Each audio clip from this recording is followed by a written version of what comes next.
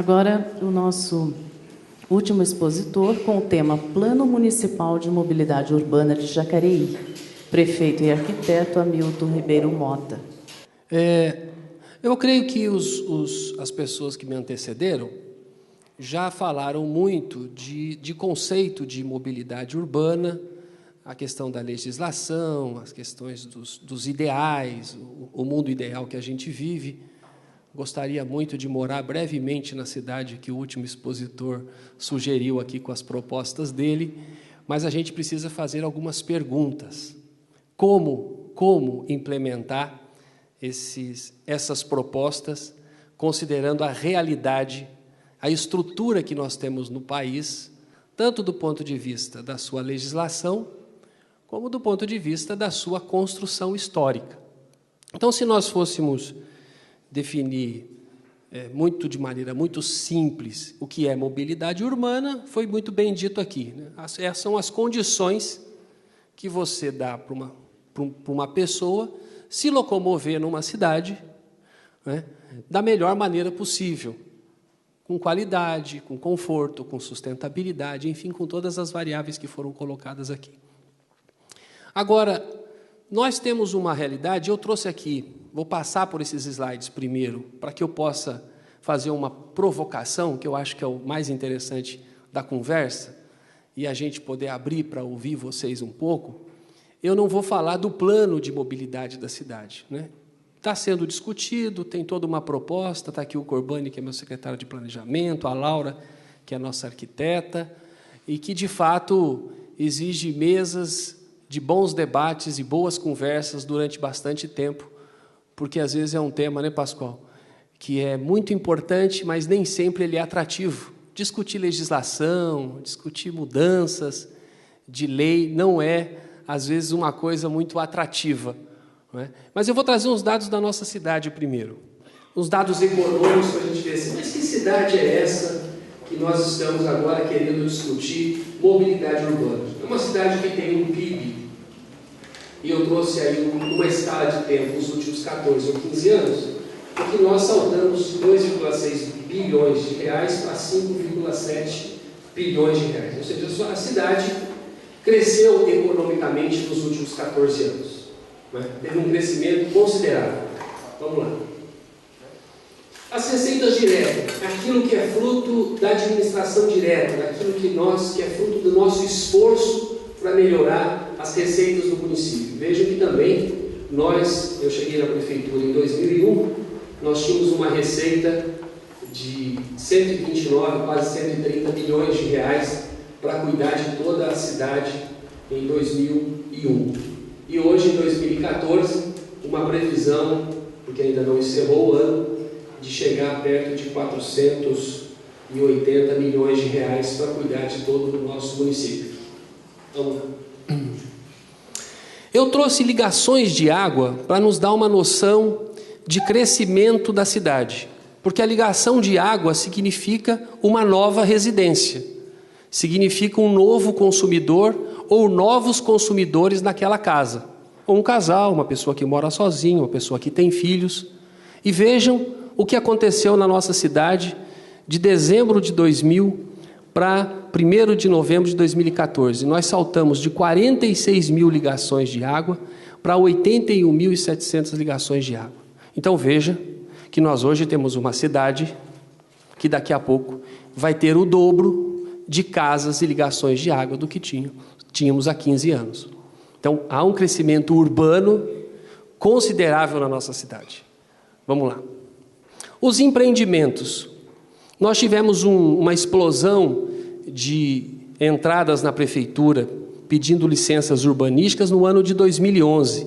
Foram quase 180 pedidos de licença urbanística. O que é uma licença urbanística? É desde o empreendimento de um prédio, um loteamento, um comércio, e isso, 2012, 2013 e agora até 2014, isso veio caindo. O que pode parecer uma notícia ruim, também pode ser uma notícia boa, porque a quantidade do ano de 2011, o empreendimento, quando pede licença urbanística, ele não acontece no dia seguinte, ele é um processo. Então, hoje nós estamos colhendo o resultado de muitas dessas licenças que são mais antigas na prefeitura. Por isso ela vai refletir naquela tela anterior no volume de ligações da cidade, não é? Porque nós ainda vamos ter muito investimento, embora o número possa parecer menor, mas isso significa uma grande expansão urbana. Vamos lá. Eu trouxe a frota de veículos, e esse número já está desatualizado, porque ele cresce a cada dia. Nós tínhamos no município de Jacareí, no ano de 2000, 56.700 registros de automóveis. E aí considera-se o carro, o caminhão, a van, o ônibus, é a frota total que nós temos registrados no município. E agora, em 2014, nós estamos com 132.645, mas já não é este número, já é um pouquinho mais. O que significa que em menos de 15 anos, nós mais do que dobramos a frota de veículos do município. E estamos falando de uma mesma cidade. Em 15 anos, mais do que o dobro da frota de veículos. Mais um pouquinho e vamos chegar a 3 vezes o número de veículos. A proposta de mobilidade, e é uma legislação enorme, uma discussão que vem sendo feita com vários segmentos, ela vai ter que tratar, dentro da palestra da professora, o desafio é buscar os caminhos para tratar as coisas com mais equilíbrio. Como que numa cidade como Jacareí, nós podemos pensar planos e que eles passem a ser execuíveis no tempo, em que envolva o ônibus, o serviço fretado, o serviço de caminhão no centro da cidade, as nossas calçadas, que são muito difíceis na nossa cidade, um plano de ciclovias e o eixo de ligações da cidade. Isso, se nós apenas fizermos uma discussão, e vocês que são alunos ou pessoas que estão interessadas em discutir a mobilidade urbana, olhar para implementação de planos ou para propostas de mudança do uso da nossa cidade, sem fazer um estudo da história e da formação das cidades, com todo respeito, vai ficar um sonho e não vai ser execuível.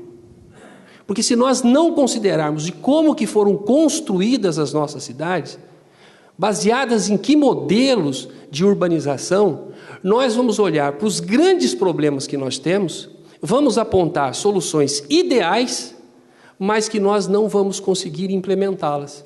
Vou dar aqui um exemplo daqui a pouco. Vamos aí para as últimas telas.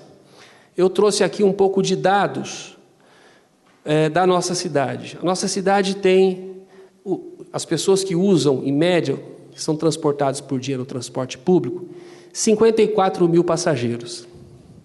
Se você considerar que aí tem pessoas que utilizam 4 vezes o ônibus, pessoas que utilizam 2 vezes, pessoas que utilizam todos os dias, pessoas que utilizam alguns dias, significa que nós transportamos poucas pessoas. Nós temos uma cidade, e eu vi aqui algumas propostas de transporte público, daria um seminário só para isso, e eu teria a maior disposição de debater. Nós temos uma cidade com 28 linhas, com distâncias extremamente curtas, uma ou outra linha com uma distância maior, que a gente tem até de cabeça, Distrito de São Silvestre, Pagador Andrade, Jardim Colônia, aqui, Rio Comprido, citaria algumas pontas da cidade em que nós temos linhas, Igarapés, ou 22 de Abril. Portanto, ao discutir integração de transporte, tem que ser discutido a sua viabilidade técnica e de custo.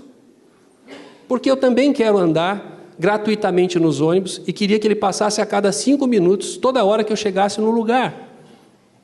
E que tivesse uma integração que me levasse a qualquer lugar da cidade no momento que eu desejo.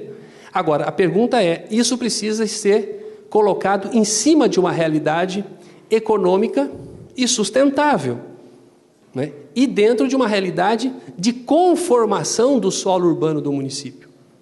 Portanto, várias experiências, inclusive, de integração que foram feitas ao longo de alguns anos em algumas cidades, hoje também passa a ser repensado esse modelo. Um exemplo clássico é a gente fazer um estudo mais aprofundado sobre o que está acontecendo na cidade de Curitiba. Eu sou bastante curioso, a gente vai ver que o modelo que deu certo, hoje já impõe não é, Pascoal? Novos desafios diante da nova realidade do uso das nossas cidades. Portanto, esses 54 mil passageiros transportados por dia, eu não trouxe os gráficos aqui, mas se nós olharmos na linha do tempo, nós vamos ver que em alguns momentos, além de não ter aumentado o número de passageiros que são transportados, vem diminuindo por conta do acesso ao automóvel. A gente viu os números do automóvel, como cresceu, a compra do veículo, né? Os fretados são em torno de 150 fretados, são transportados apenas 5 mil passageiros dias. Aí está muito o transporte escolar hoje, que tem uma grande demanda. A demanda de transporte fretado para a indústria também vem diminuindo, porque diminui o número de funcionários na indústria em razão da tecnologia, e muitos desses funcionários hoje também vão trabalhar de carro. Então, aquele modelo da industrialização do Brasil, onde os trabalhadores moravam todos numa vila, perto de uma indústria, ou todos numa vila, longe da indústria, que tinha ônibus para transportar todo mundo, é um modelo que ficou para trás. Por isso, a gente tem o desafio aí de discutir o modelo de industrialização do país. Os caminhões, temos um alto índice de trânsito de caminhões na cidade, muito se questiona e pouco se consegue detectar, muito em razão de um eixo da cidade ser em razão da fuga do pedágio. É um desafio e o município tem muito pouco poder de como atuar em cima disso, mas é muito possível que boa parte disso, nós não sabemos quanto, é fruto de fuga de pedágio, pelo menos em um eixo da cidade, que é o eixo da Dom Pedro I, na chegada no município. Vamos lá. Eu trouxe um mapinha, eu adoro o mapa, e sei que mapa é uma tragédia, mostrar nessa distância, e muitas vezes a gente não ter essa convivência no dia a dia com mapas. Mas aqui, será que eu consigo acender aquela luz? Não, né? Só para a gente ter uma noção de localização, eu não posso apertar o botão errado, né? Senão eu vou mudar tudo lá. Como eu disse para o Didi que está aqui foi nosso vereador durante muito tempo, na época que eu era secretário, então nós trabalhamos muito junto. O Didi é pai do professor Edinho. Fico feliz do Didi estar aqui com a gente, porque o Didi conhece bem a história da transformação do nosso município. Então aqui está a nossa cidade de Jacareí. Esse vermelho aqui é o eixo da Dutra, né? O sentido norte vai para o Rio de Janeiro, e aqui o nosso sentido sul da Dutra nos leva à cidade de São Paulo. A nossa cidade, ela está concentrada neste lado da Dutra, não é?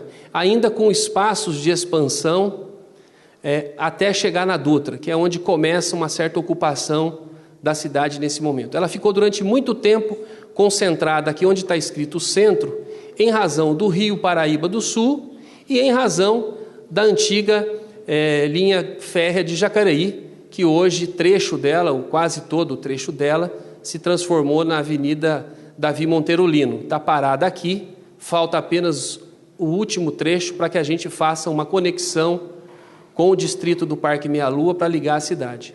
Eu trouxe alguns desenhos aqui de algumas linhas de interligação da cidade, um viário proposto no plano diretor de 2003, como uma possibilidade de melhorar o nosso deslocamento de maneira mais regional. Hoje ainda nós somos muito dependentes dos mesmos caminhos.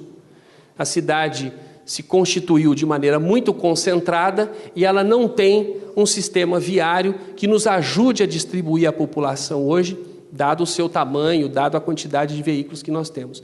Então, no plano diretor, nós temos uma ligação, não é?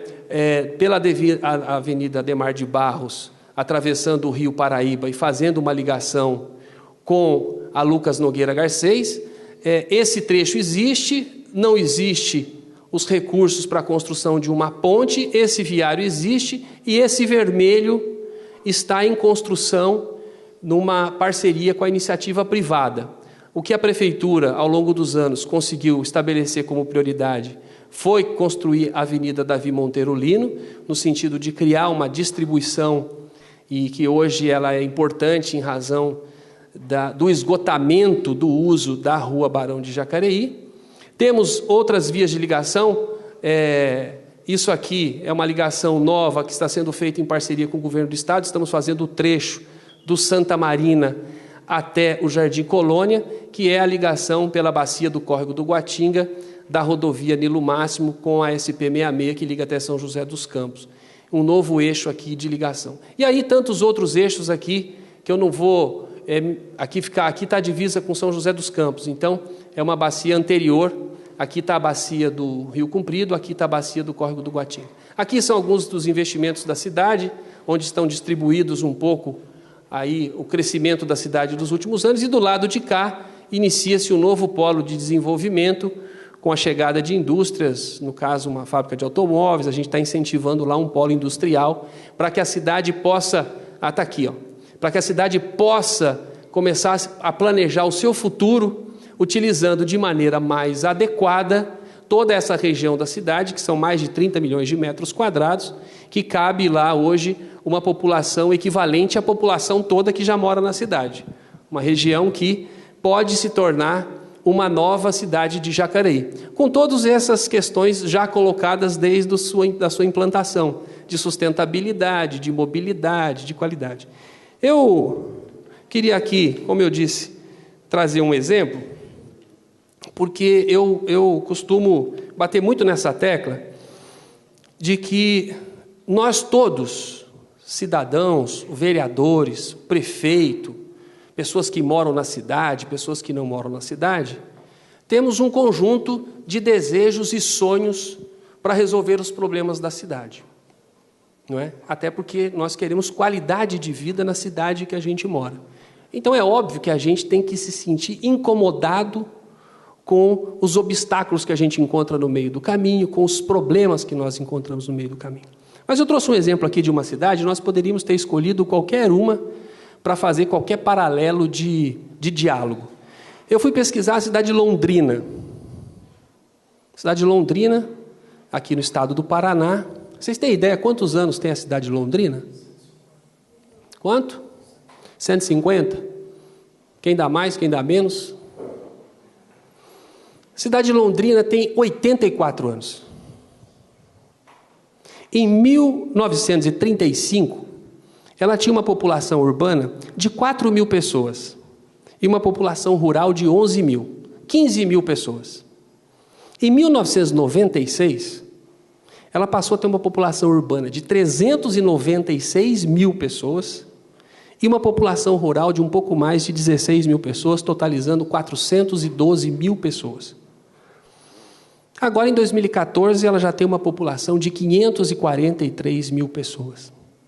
Vamos estudar Londrina e ver que Londrina, uma cidade tão nova, já tem o seu plano diretor datado da década de 90, teve um outro tipo de colonização que foi muito influenciada pelos ingleses e não pelos portugueses, um outro tipo de concepção da distribuição da terra, e hoje traz uma cidade que cresceu, que tem uma grande importância para o estado do Paraná, e que hoje começa a debater também os seus desafios sobre mobilidade urbana, embora tenha uma história de melhor desenvolvimento e ocupação. Estou usando Londrina, poderíamos pegar uma outra cidade melhor ou pior do que a nossa. Por que eu estou dizendo isso? Quando nós fomos tratar dos investimentos, da forma de resolver os problemas da cidade, primeira coisa, olhar de como é que foi construído a ocupação do município de Jacareí. Como eu mostrei no mapa anterior, a cidade se desenvolveu como base, tendo um rio e uma linha férrea. A cidade é de 362 anos. Ela não foi construída para o automóvel. As pessoas não tinham automóvel, tanto que hoje, quando nós fazemos uma casa, a gente dá mais espaço numa garagem para o carro do que muitas vezes para o quarto da gente. Porque eu já fico sonhando com o segundo ou terceiro carro, então eu faço aquela garagem enorme. As casas que estão concentradas no centro da cidade não tinham garagem. Tanto que as pessoas tinham uma janela voltada para a rua, que era ou o quarto da casa dela ou a sala da casa dela. O transporte era feito por charretes. O Didi deve lembrar, eu não me lembro, Didi, nada de fazer uma comparação aqui com idade. Mas no mercado municipal, a maneira de se transportar a compra que as pessoas faziam do mês eram de charrete. Então é nesta cidade que nós estamos discutindo como é que eu priorizo o pedestre, Como é que eu construo ciclovia? Como é que eu aumento o tamanho da calçada? E como é que eu otimizo o uso do espaço urbano? Por isso que o debate é bom, porque ele nos permite trazer o desafio à mesa. O que nós temos feito? Se alguém for estudar pelo menos os últimos 15 anos do município, foi sendo tomada, na medida do possível, um conjunto de medidas para restringir não o uso do automóvel usando a cidade, passando pela cidade, mas dele ficar na cidade. Então, quando a gente começa a tratar de eliminar vagas de estacionamento, é para forçar de que o tempo de passagem das pessoas precisa primeiro ser respeitado. Se ainda é de carro e não de ônibus, mas as pessoas têm o direito, e aí é um direito constitucional e não do plano de mobilidade, de ir e vir. Embora o conceito de mobilidade não se discute o direito constitucional. Por isso, as medidas mais restritivas ao carro. Então, precisa se tornar atrativo o uso do transporte público e se inibindo o uso dos automóveis. Mas tem um outro desafio, e esse eu vou deixar para o debate, para quem quiser aprofundar, que eu acho que é o que mais nos diz o seguinte. Quando nós falamos do direito à cidade, e que eu acho um conceito extremamente bacana, e de cidadania, e de igualdade, do uso da terra, enfim, é isso também os meus sonhos, né? É dessa escola que eu venho. Nós temos que entender que nós vivemos numa cidade e num país onde o direito à terra é algo muito forte. E um grupo de pessoas detém o poder da terra. E é um poder econômico muito forte e que muitas vezes tem um poder muito maior do que o poder político local de determinar o desenvolvimento e as diretrizes para essa cidade. E quando você se dispõe a fazer isso, você também tem que se dispor a comprar muitos conflitos com o setor econômico. E aí tem um limite, porque embora você possa, muitas vezes, apontar um caminho para a cidade, um caminho que talvez até não tenha tanta divergência entre nós, se nós abríssemos o debate, talvez ele vá ser apenas enriquecido com novas ideias. Nós não temos muito como fugir desta realidade urbana, né? Nós temos 70 e poucos quilômetros quadrados de ocupação urbana. Ele pode ser melhorado, mas eu não creio que tem um caminho muito diferente disso. Não vamos fazer nada do que nós estamos discutindo nos últimos 15 anos. Vamos pegar isso aqui, vamos jogar fora e vamos começar de novo. Não vejo muito porque nós estamos falando de uma questão física, espacial, geográfica e tal. Mas chega num determinado ponto, e eu dei o exemplo ali dos empreendimentos, ele tem muito a ver com o mercado de especulação imobiliária. O proprietário senta em cima da terra e você, como poder público, não tem mais o que fazer, não é? A única questão que nós podemos fazer, e o professor citou aqui, é a questão, usando das ferramentas do Estatuto da Cidade, iniciar um processo de cobrar o chamado IPTU progressivo. Ou seja, se a sua terra está servindo para uma especulação imobiliária, então você vai pagar mais caro por isso. É um caminho que muitas vezes, até no caso da Erundina que ele citou, que foi a primeira tentativa no país de fazer o IPTU progressivo, foi derrotada, não é? Por quê? Porque o poder econômico se articula muito mais do que nós e acaba muitas vezes impedindo de nós tomarmos medidas mais progressistas e que diminuiria o tempo para que a gente pudesse resolver os grandes problemas da cidade. Por isso eu coloco que, na minha opinião, o debate sobre mobilidade urbana, eu até ontem, ou até alguns meses, colocaria como principal debate do nosso tempo. Mas eu acho que ele vai perder e vai ficar em segundo lugar para o debate da água. Acho que a água vai tomar conta do nosso debate nos próximos anos, porque a situação é muito crítica, em especial no estado de São Paulo como um todo. No entanto, o tema da mobilidade, ele não perde a sua importância, não é uma questão de classificação hierárquica da importância, porque ele está ligado diretamente às nossas novas possibilidades de se movimentar numa cidade. Hoje nós temos muito mais condições de se movimentar e muito mais afazeres que nos levam de um lugar para o outro. Por isso, alguém aqui tocou no tema, eu acho que foi a professora ou Edinho, não me lembro, que é um tema que me chama muita atenção quando eu discuto o desenvolvimento urbano da cidade. Fugir dos velhos chavões e apostar num crescimento da cidade com as chamadas novas centralidades.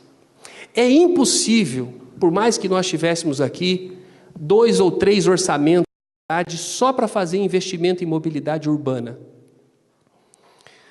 A professora colocou um desenho que eu até dei risada, que eu gostei muito, a história mais vias, mais carros, mais congestionamento. O exemplo clássico que nós temos foi a abertura de novas faixas na marginal do Tietê. Não é? Porque não é esse o caminho da solução do problema. Ele pode ser importante, fundamental, organiza a nossa vida, pode diminuir o nosso tempo de passagem, mas se não tiver uma mudança de cultura do uso da cidade, do chamado uso racional da cidade, nós todos vamos pagar o preço do chamado caos urbano que muitos pregam por aí. Eu acho que está um pouco longe, porque nós precisamos mudar o nosso uso da cidade, criando possibilidades das pessoas resolverem mais a sua vida sem a necessidade de grandes deslocamentos. Veja o que acontece hoje com a cidade de São Paulo. Milhões e milhões de pessoas que moram na zona leste de São Paulo vão todos os dias para o centro da cidade de São Paulo trabalhar. Não é? Essa lógica pode estar errada, porque foi um modelo de industrialização, de ocupação urbana. Tem que ter uma mudança de conceito.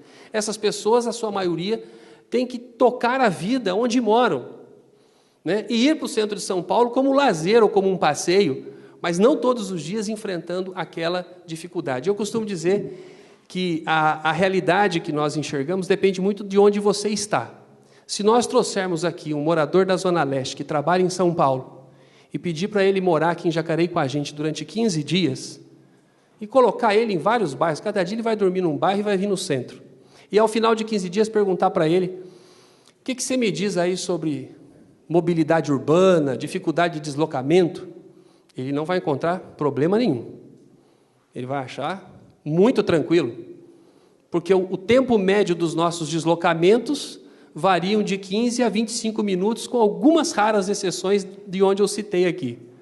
Se eu trouxer uma pessoa, com todo respeito, podemos citar várias cidades, a maioria das cidades brasileiras são muito pequenininhas, mas vou citar aqui Natividade da Serra, ou Lagoinha, ou Queluz, ou pegar uma cidade lá de Minas Gerais, na minha terra, Passa Quatro, ou a do Didi de Itanhandu, e falar para ela que ficar 15 dias, do ponto de vista da realidade dela, ela vai achar essa cidade aqui muito grande, muito cheia de problema, tem muito carro, demora muito para a gente atravessar no centro da cidade.